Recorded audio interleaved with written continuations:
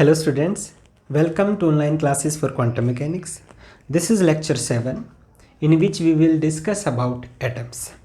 अब तक हमने जो डिस्कस किया है लास्ट लेक्चर्स में दैट वाज अबाउट लाइट, कि आपने जो लाइट की जो नेचर है, जो क्लासिकल फिजिक्स के अकॉर्डिंग इलेक्ट्रोमैग्नेटिक वेव की एक नेचर थी, तो वेव की नेचर को अब तक हमने उसको मॉडिफाई कर लिया है, क्योंकि सबसे पहले वो मॉडिफाई किया प्लैंक्स ने 1900 में, जब वहाँ पे आपका कंसेप्ट आया क्वांटम ऑफ रेडिएशन का। फिर वो आइंस्टाइन ने 1905 में मॉडिफाई किया, जब फोटोइलेक्ट्रिक इफेक्ट को एक्सप्लेन करने के लिए लाइट को क्वांटाइज्ड किया in terms of energy packet, जिसको हमने नाम दिया फोटोन का। क्लियर बच्चों? फिर उसके बाद आपने किया कॉम्पटन इफेक्ट। कॉम्पटन इफेक्ट में भी वही हुआ कि जो लाइट की जो है एक और फोटोन नेचर को हमने डिस्कस किया, यानी अब आपका जो लाइट का नेचर है वो पार्टिकल है। इन सम एक्सपेरिमेंट इट में behaves like a particle, in some experiment it में behaves like a wave. Clear? तो यहां तक लाइट की सिचुएशन ये है। अगर लाइट के बारे में हमने डिस्कस किया तो क्यों नहीं अब हम कुछ मैटर के बारे में स्टडी करें। मैटर का मतलब क्या है? जो नेचर के अंदर आपका मैटर, सॉलिड, लिक्विड, गैसेस। अब आपको पता है कि every matter in this nature is made up of some small units known as molecules और एटम्स। ठीक है? और ये 1905 में जे थॉमसन ने सबसे फर्स्ट मॉडल दिया था एटम्स के लिए, कि फर्स्ट जो मॉडल है कि उस एटम के अंदर क्या होगा, इलेक्ट्रॉन हो गया, क्या होगा। ठीक है? जे थॉमसन ने। तो यहां से हम देखो अबाउट एटम्स थोड़ा सा स्टार्ट करते हैं। इन 1905 first model of atom was given by J Thomson. ये आप सारा पढ़ चुके हैं। क्लियर? उसके बाद 1909 रदरफोर्ड मॉडल, रदरफोर्ड मॉडल। देखो अराउंड 1909 जो एटम का जो एक मॉडल दिया था, एक्चुअली में जो मॉडल था वो क्या था आपका प्लेनेटरी जो मॉडल दिया था रदरफोर्ड ने। रदरफोर्ड ने क्या किया था? अपना एक एक्सपेरिमेंट किया था। उस एक्सपेरिमेंट से हमें पता चला था कि एटम के अंदर एक न्यूक्लियस है और न्यूक्लियस के बाहर आपके इलेक्ट्रॉन जो है वो सर्कुलर ऑर्बिट्स में मूव करते हैं। सर्कुलर ऑर्बिट्स में ये आपका nucleus, small central core in which the entire positive charge and almost the entire mass is concentrated in a small core, जिसको नाम दिया न्यूक्लियस का। और बाहर आपके क्या थे? Electrons in circular orbits. लेकिन अगर सर्कुलर ऑर्बिट्स वहां एज्यूम करते हम तो वहां पे प्रॉब्लम क्या आई? प्रॉब्लम आई क्लासिकल थ्योरी से। अगेन क्लासिकल थ्योरी में क्या है? Accelerated charge particle can produce electromagnetic wave. तो यहां पे अगर इलेक्ट्रॉन सर्कुलर मोशन में होगा तो इसका मतलब वो क्या? सर्कुलर मोशन में तो बार बार वो अपनी वेलोसिटी को चेंज करता रहेगा ना बच्चों। अगर वो वेलोसिटी चेंज करेगा it means it's accelerated motion, और अगर ये एक्सेलरेटेड मोशन होगा तो ये एनर्जी को रेडिएट करता जाएगा। अगर ये अपनी एनर्जी रेडिएट करता जाएगा तो इसकी एनर्जी कम होती जाएगी, कम, and at once it will fall into the nucleus and your atoms become unstable. Clear? तो ये जो प्रॉब्लम आई है रदरफोर्ड मॉडल में प्रॉब्लम आई, तो इसको फिर शॉर्ट आउट किया। इसको शॉर्ट आउट बताओ किसने किया? Around 1915 this limitation was removed by Bohr। देखो ये बहुत इंपॉर्टेंट है। बोहर ने कैसे एटम की स्टेबिलिटी को एक्सप्लेन किया, ये बात फील करना बहुत जरूरी है बच्चों। जैसे बोहर ने फील किया लाइट के केस में कि वहां भी कुछ क्वांटम ऑफ लाइट है, तो यहां भी इलेक्ट्रॉन के जो क्वांटम ऑफ ऑर्बिट हो सकते हैं। उसने वही माना, क्योंकि देखो जब तक रदरफोर्ड मॉडल आया था तब तक आपका हाइड्रोजन स्पेक्ट्रम भी आ चुका था। हाइड्रोजन स्पेक्ट्रम जो हमने सेकेंड लेक्चर में किया था ना बच्चों, hydrogen spectrum. For hydrogen we are having discrete amount of light. इसका मतलब क्या है कि discrete amount of energy level possible है, लेकिन वो हम थ्योरेटिकली कैसे एक्सप्लेन करें। तो सबसे पहले बोहर ने ये दिया था कि जो क्वांटम ऑफ लाइट है उसी को हमने लगा दिया था क्वांटम ऑफ ऑर्बिट्स। जो कंसेप्ट है कि बोहर ने जो दिया था ना मॉडल कि there is a small central core nucleus and electron can not revolve in any orbit. Electron ये नहीं है कि वो इलेक्ट्रॉन आपका यहां भी रिवॉल्व करे, यहां भी नहीं। Electron can only revolve in some specified orbit, जिसका नाम दिया गया non radiating orbits. Non radiating orbits कि इन ऑर्बिट्स के अंदर अगर इलेक्ट्रॉन होगा तो एनर्जी को रेडिएट नहीं करेगा। और ये ऑर्बिट्स बहुत सारे हो सकते हैं, ये भी हो सकता है, अलग भी हो सकता है। और इनके लिए कंडीशन लगाई कि electron can revolve only in some specified orbit. अब कंडीशन क्या लगाई? In those orbits where angular momentum क्या होता है भाई? mvr because so here we are assuming mass, m is the mass of electron, v is the velocity of the electron, r is the radius of the orbit. So in those orbits where angular momentum is integral, अभी एक number लगाया, number के बाद लगाया h/2π, ये देखो ये जो h से तो आप फेमिलियर हो चुके हो ना, जो h प्लैंक से आया था, फोटो इलेक्ट्रिक इफेक्ट में आया था, कॉम्पटन इफेक्ट ने जिसका यूज किया था, वही बोहर ने भी वो ऑर्बिट्स के केस में यूज किया, आर्बिट्ररी वे में, क्योंकि आर्बिट्ररी वे में देखो इसने कहीं ना कहीं तो कुछ सोचा ना बच्चों, कि चाहे वो आर्बिट्ररी या हाइपोथेटिकल वे में सोचा हो, लेकिन एक कंडीशन लगाई कि electron can revolve only in those orbit where your mvr is nh/2π। अब इससे हुआ क्या, इससे हमने वेलोसिटी निकाल के फिर उसने निकाल ली एनर्जी, और ये जो एनर्जी आई एग्जैक्ट जैसे हाइड्रोजन के केस में, अगर वो आपको याद होगा ना 13.6 electron volt divide by n², कुछ याद है कि फर्स्ट के लिए 13.6 इलेक्ट्रॉन वोल्ट थी, सेकंड के लिए 3.4 इलेक्ट्रॉन वोल्ट, थर्ड के लिए 2.3।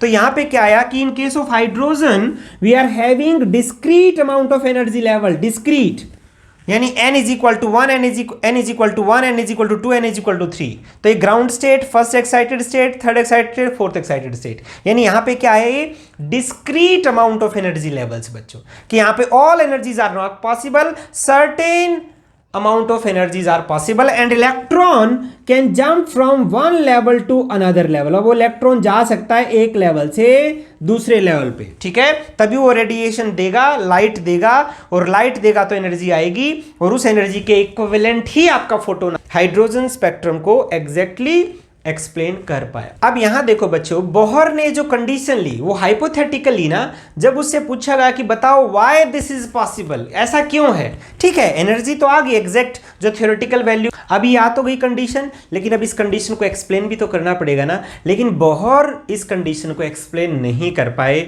अब ये जो कंडीशन, अब देखो इस कंडीशन को एक्सप्लेन करना पड़ेगा, H अब आपका एटम्स के केस में भी आ चुका है, H आपका लाइट के केस में भी था, तो इसको जो एक्सप्लेन किया बच्चों, इसको एक्सप्लेन किया डी ब्रॉगली ने, ठीक है। तो अब हम जो डी ब्रॉगली ने कैसे किया वो हम देखते हैं।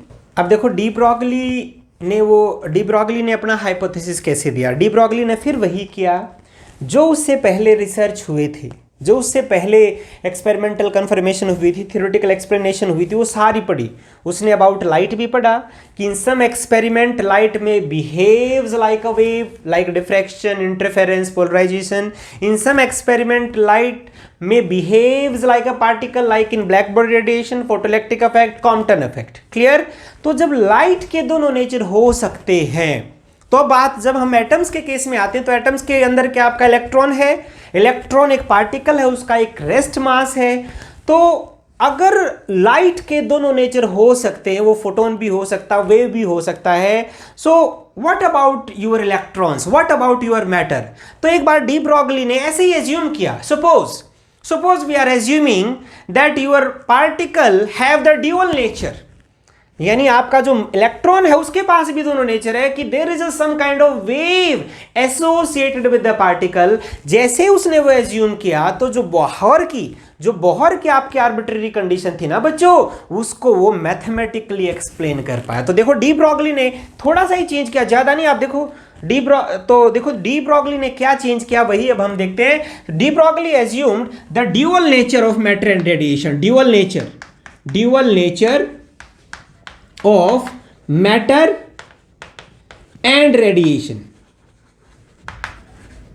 उसने कहा कि जो पार्टिकल नेचर है और जो वेव नेचर है वो सिर्फ रेडिएशन के लिए नहीं हो सकता है, मैटर यानी वो इलेक्ट्रॉन, वो एटम्स, मॉलिक्यूल्स, अलग अलग मटेरियल बॉडीज के लिए भी आपका वेव नेचर हो सकता है। तो उसने बताया कि there is a wavelength associated with the every motion of matter. Suppose this electron is having the mass, suppose this electron is having the mass m and moving with the velocity v, so what would be its momentum? Its momentum would be mv। तो उसने बताया कि there is a wavelength associated with its motion and the wavelength with associated was given by this relation h by p। और ये relation तो पहले ही आ चुका था, ऐसा नहीं है कि उन्होंने दिया है, ये पहले ही अवेलेबल था ही बच्चों, p is equal to h by lambda।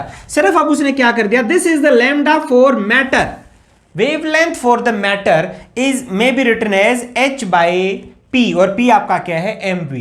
अब उसने इससे हुआ क्या, देखो उसकी इस बात को कैसे माना गया, because in case of atom, atoms के अंदर आपका न्यूक्लियस है and electrons are revolving around the circular orbits. देखो ये मानते थे हम सर्कुलर ऑर्बिट्स, ठीक है। अब इलेक्ट्रॉन्स है तो ये suppose this is the your electron, अगर वो सर्कुलर ऑर्बिट में मूव करेगा and there must be some kind of wavelength associated with it, तो जो वेवलेंथ होगी बच्चों, उसकी वेवलेंथ क्या होगी, देखो ये एक वेव, ये second wave, third wave, fourth wave, fifth wave, sixth wave और ये सेवंथ वेव। ये देखो यानी यहां तक, ये देखो ना इलेक्ट्रॉन का तो वापस यही आना ही था ना बच्चों, कि this entire orbit, suppose this orbit having the radius r, this entire orbit is having the circumference 2 pi r, 2 pi r is the circumference of this orbit where electron is revolving.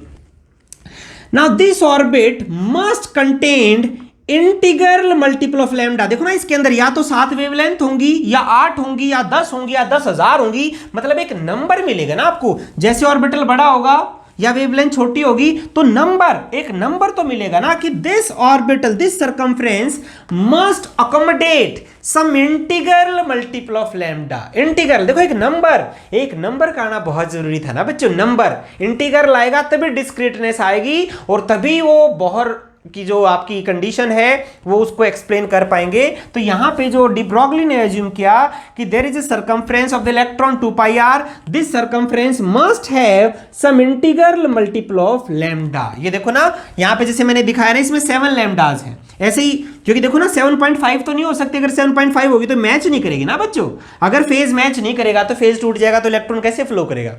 तो इसलिए 2 pi r must be equal to integral multiple of lambda. Clear. अब इससे हुआ क्या, एक चीज देखो बच्चों, आपको पता है what is the lambda associated with this electron, h by p, h by, and what is the momentum of the electron, mv, where v is the velocity of the electron in this orbit। तो अब मुझे बताओ lambda की जगह put कर दो, 2 pi r is equal to n h by mv।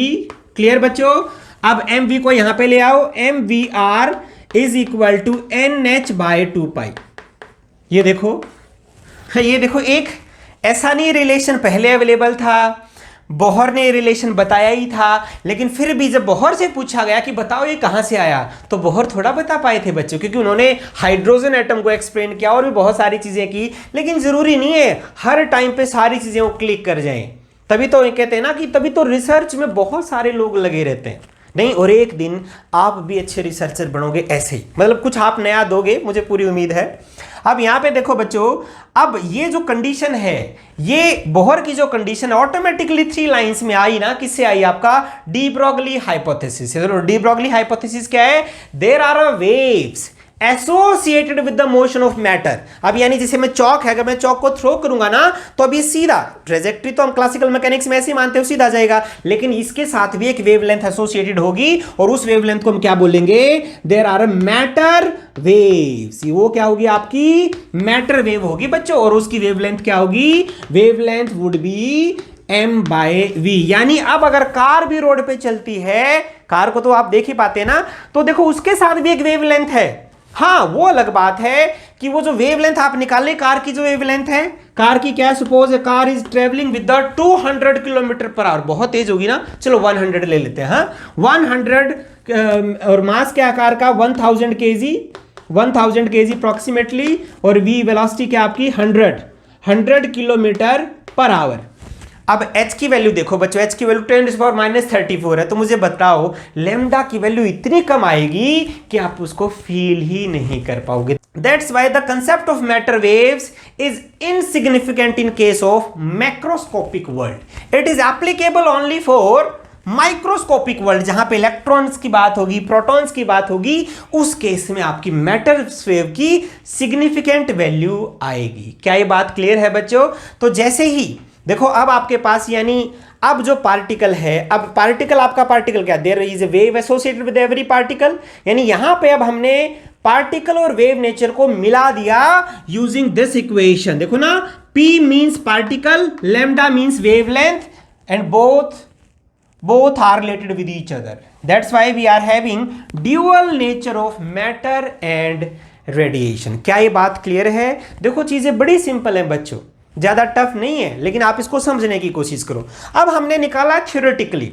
अब theoretically अगर हमने निकाला तो हम एटम्स के भी एक्सपेरिमेंट, लाइट के हमने इतने सारे एक्सपेरिमेंट किए बच्चों, एक हम मैटर का भी एक्सपेरिमेंट कर लें। तो अभी मैटर का जो नेक्स्ट अभी एक्सपेरिमेंट जो मैं करने जा रहा हूं वो है आपका Franck Hertz experiment. Franck Hertz क्या है? जो एटम्स है ना, कि जो आपका मटेरियल्स है, कि एटम्स के अंदर भी एक जो आपके डिस्क्रीट एनर्जी लेवल्स हैं वो पॉसिबल हो सकते हैं। नहीं तो जो पॉसिबिलिटी के लिए ही हम करेंगे कि वो हम कैसे उसको एक्सपेरिमेंटली एक्सप्लेन कर सकते हैं। तो हम अब चलते हैं फ्रैंक हर्ट्ज एक्सपेरिमेंट में। अभी हम करेंगे एक और एक्सपेरिमेंट, जैसे हमने अभी कॉम्पटन इफेक्ट किया, सेम वैसे ही एक एक्सपेरिमेंट है फ्रैंक हर्ट्ज एक्सपेरिमेंट, बस ये अलग पर्पज़ के लिए, ये पर्पज़ है एटम्स के लिए।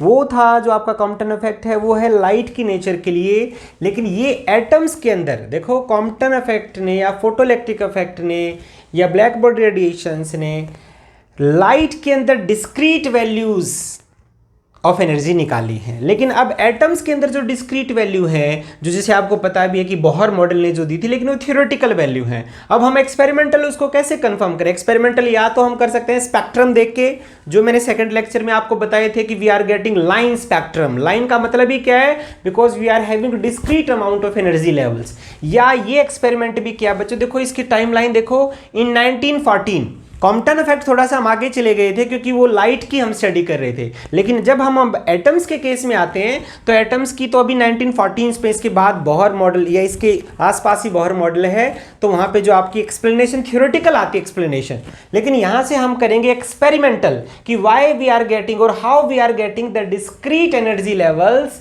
For atoms. तो अब ये देखो इसके लिए बहुत ही सिंपल प्रोसीजर है एटम्स का। ये एक ट्यूब है हमारे पास, इस ट्यूब के अंदर हमें इलेक्ट्रॉन्स के लिए ये हीटर है कि यहाँ पे बहुत ज़्यादा पोटेंशियल हम देंगे तो इलेक्ट्रॉन जनरेट होंगे, तो इलेक्ट्रॉन को फिर हम एक्सेलरेट करेंगे। किससे एक्सेलरेट करते हैं? ये देखो एक्सेलरेटिंग वोल्टेज हमने लगा दिया। ये जहाँ से इलेक्ट्रॉन जाएंगे कैथोड है आपका, ये ग्रिड है, इस ग्रिड को हम पॉजिटिव पोटेंशियल पे लगते हैं with respect to this cathode. अगर पॉजिटिव होगा तो इलेक्ट्रॉन यहाँ से पास करेंगे बच्चों। अब यहाँ से इलेक्ट्रॉन पास करने के बाद देखो अब ये जो आगे है एक और कंपार्टमेंट इस ट्यूब के अंदर है, जहाँ हमने एक और वोल्टेज ली है, रिटार्डिंग वोल्टेज। ये इलेक्ट्रॉन को रोकने के लिए है, ठीक है। तो ये इलेक्ट्रॉन को हम रोकेंगे, तभी देखो नेगेटिव पोटेंशियल हमने दिया है और ये आपका positive with respect to grid हमने आपको दिया है। इसका पर्पस क्या है? आप इसका पर्पस देखें कि इलेक्ट्रॉन, मान लो एक बार हमने देखो यहाँ पे कुछ नहीं, सिर्फ इलेक्ट्रॉन्स को हमने एनर्जी दी, अगर वो एनर्जी इससे वोल्टेज से ज्यादा थी तो इलेक्ट्रॉन यहाँ पे पहुंच पाए। क्लियर? अब हाँ इसका देखो बच्चों, अब इसमें हम करते क्या है, ये जो ट्यूब है इसके अंदर हमने सपोज एक जिसके हमने एनर्जी लेवल्स निकालने वो फिल कर दिया। जैसे हम मरकरी लेते हैं, यहाँ पे मरकरी का आपको स्पेक्ट्रम भी पता है, तो मरकरी का हमने यहाँ फिल किया। अब जैसे ही इलेक्ट्रॉन यहाँ से आएंगे तो देखो इलेक्ट्रॉन यहाँ से आएंगे, इलेक्ट्रॉन्स की जो एनर्जी है वो किस पे डिपेंड होगी भाई? वी ए पे, ठीक है। ई वी ए उनकी एनर्जी होगी, वो हमें पता है क्या एनर्जी होगी, the energy of the electron would be E V A. Clear? This is the energy of the electron. अब इलेक्ट्रॉन का कोलिजन होगा किसके साथ? आपका मरकरी के एटम्स के साथ होगा। कोलिजन के बाद वो जाएंगे यहाँ के अंदर, तो यहाँ हम एक अप्रोक्सीमेटली ऐसे सेट कर दें कि हमारे पास इलेक्ट्रॉन्स पहुंच पा रहे हैं, ठीक है। हमने सेट कर दिया, वी आर सेट कर दिया कि इलेक्ट्रॉन्स आए। जैसे इलेक्ट्रॉन यहाँ एंटर करेगा तो इलेक्ट्रॉन तो फिर करंट तो फ्लो हो जाएगा ना एकदम, और करंट फ्लो होते ही आपका आई की वैल्यू देंगे। तो हम इस एक्सपेरिमेंट में V A versus I plot करेंगे, यानी अगर वी ए को बढ़ाएंगे तो ज्यादा एनर्जी आएगी, ज्यादा नंबर ऑफ इलेक्ट्रॉन यहाँ पहुंच पाएंगे तो ज्यादा आपका करंट आएगा। देखो ना, वी ए को जैसे ही हम बढ़ाते जा रहे हैं आपका करंट बढ़ता जा रहा है। क्लियर? लेकिन अब इंटरेस्टिंग जो पिक्चर होगी वो इसके अंदर होगी बच्चों। अब इसके अंदर क्या आपका मरकरी गैस है, मरकरी गैस के अपने एटम्स हैं, तो जब इलेक्ट्रॉन्स का कोलिजन होगा, अब एक बात बताओ ना, एटम्स के अंदर होता है क्या? न्यूक्लियस है और इलेक्ट्रॉन्स है, यानी इलेक्ट्रॉन का कोलिजन किसके साथ होगा? आपका इलेक्ट्रॉन्स के साथ कोलिजन होगा। अगर वो एनर्जी देखो, जब वो इलेक्ट्रॉन की एनर्जी उसकी बाइंडिंग एनर्जी के इक्विवेलेंट होगी तो क्या हो सकता है? एक पॉसिबिलिटी हो सकती है कि इलेक्ट्रॉन उसके अंदर जाए और उस इलेक्ट्रॉन को निकाल दे, क्योंकि वो एनर्जी रेजोनेंट होगी ना आपकी। तो यहां पे वही चीज हुई कि जैसे आप एनर्जी बढ़ाते गए वी ए की हेल्प से, तो हमारा क्या हुआ, एक लेवल के बाद ये आपका पीक जो है ना, अब ये देखो पीक ये बढ़ती, अदरवाइज तो ये बढ़नी चाहिए थी, लेकिन क्या हुआ, यहां पे जो कोलिजन था वो इलास्टिक कोलिजन न होके थोड़ा सा प्लास्टिक कोलिजन होगा, ताकि वो इलेक्ट्रॉन को जहां पे इलेक्ट्रॉन्स को एब्जॉर्ब कर लिया किसने, मरकरी ने, अगर वो एब्जॉर्ब करेगी तो वहां पे इलेक्ट्रॉन कम हो जाएंगे। तो जैसे यहां देखो ना, इसके बाद कम होना स्टार्ट हो गया बच्चों, तो जहां पे कम होना आपका स्टार्ट हुआ, इसका मतलब देखो ना, इस एनर्जी के बाद उसके एनर्जी लेवल्स हैं, यानी एक एनर्जी लेवल आया ना, और ये मरकरी के केस में एक फर्स्ट एनर्जी लेवल आए यहां पे, जिसकी एक्सपेरिमेंटल जो वैल्यू है 4.9 इलेक्ट्रॉन वोल्ट, ये एनर्जी की वैल्यू है कि कितनी एनर्जी हमने पोटेंशियल से दी, जिस पे आपका पीक आया। क्लियर।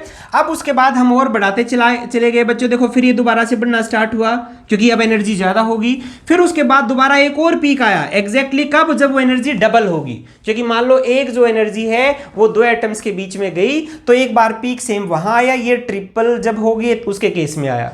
तो इसका मतलब यहां से एक ही लेवल जो ग्राउंड स्टेट एनर्जी लेवल है आउटर मोस्ट इलेक्ट्रॉन की, वो एग्जैक्टली एक्सपेरिमेंटली हमारे पास आई, वो कितनी आई, 4.9 इलेक्ट्रॉन वोल्ट। इसका मतलब क्या आया कि we are having a discrete energy levels, all values are not possible. अगर सारी वैल्यू होती ना तो एक कर्व बच्चों यूनिफॉर्म आता, ये पीक नहीं आती, आपके ऐसे अलग अलग डिप नहीं आते। इसका मतलब यही हुआ कि there is existence of discrete energy levels for the atoms.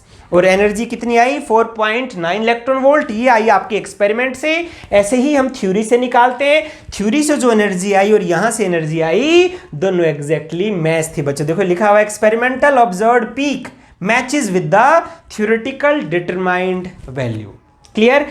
ऐसे ही एक्सपेरिमेंट होते रहे, तो ये एक्सपेरिमेंट से हमें पता चला कि inside the atom there is existence of discrete energy levels. अब ये नहीं है कि लाइट के अंदर डिस्क्रीट एनर्जीज हैं, बंडल्स ऑफ एनर्जी हैं, इलेक्ट्रॉन की भी जो एनर्जी है वो भी डिस्क्रीट है, means all energy levels are not possible in case of atoms also. तो देखो हमने इसी लेक्चर में बच्चों आपका डी ब्रोगली हाइपोथेसिस किया कि there is a wavelength associated with every matter known as a matter waves, और हमने किया जो आपका existence of discrete energy levels in case of atom, जो हमने एक्सपेरिमेंटली वेरीफाई किया फ्रैंक हर्ट्ज एक्सपेरिमेंट्स। आप भी बच्चों देखो इन न्यूमेरिकल्स की अपनी तरफ से भी आप प्रैक्टिस करो, क्योंकि मैंने बताया numbers are more important, number बहुत जरूरी है, उसके बगैर हम फिजिक्स को फील नहीं कर सकते, क्योंकि नंबर सब क्वांटिटीज की टर्म्स में है। जब लाइट की क्वांटिटी हो सकती है, मैटर की अपनी ऑर्बिटल की क्वांटिटी हो सकती है, तो हम क्वांटिटीज से क्यों इतना डरते हैं, नहीं। तो इसलिए आप वो नंबर्स जरूर करो।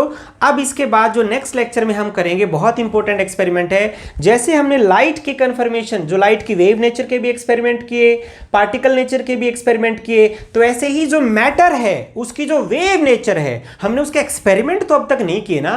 डिस्क्रीट एनर्जी लेवल्स का तो एक्सपेरिमेंट किया, लेकिन अब हम नेक्स्ट जो लेक्चर है वो उसमें करेंगे कि पार्टिकल के साथ जो वेव है, मैटर वेव्स, क्या सच में मैटर वेव्स हैं, क्योंकि जब तक एक्सपेरिमेंटली कंफर्म नहीं होगा हम उसको नहीं मान सकते बच्चों। तो नेक्स्ट लेक्चर में मिलते हैं, ठीक है। जब तक अपनी प्रैक्टिस करो बच्चों। ओके, बाय बच्चों।